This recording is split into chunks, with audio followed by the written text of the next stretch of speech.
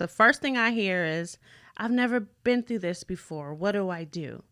So, before clients even call us, what are some things they can do to prepare to have the consult call?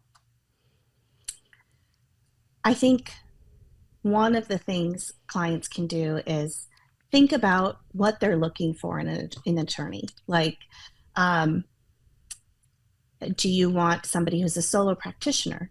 Do you want somebody who works at a big firm? What type of personality are you looking for? Do you have a gender preference? These are things people can sort of think about before they come in for the initial consult or initial call. And then once they're on, and another thing that they can do is sort of think about what their end goals are for the divorce process.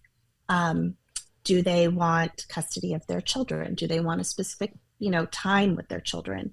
Do they need money right away, and they won't have access to it once the divorce process starts?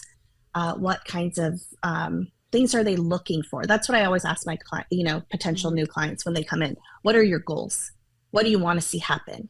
And that also helps me as a family law attorney understand whether I'm the right fit for these people and whether I can help them achieve those goals, or whether I need to have a real conversation with them in the initial consult by telling them their expectations are unrealistic and they need to sort of either look somewhere else if I'm not what they're looking for, or they need to kind of temper their expectation.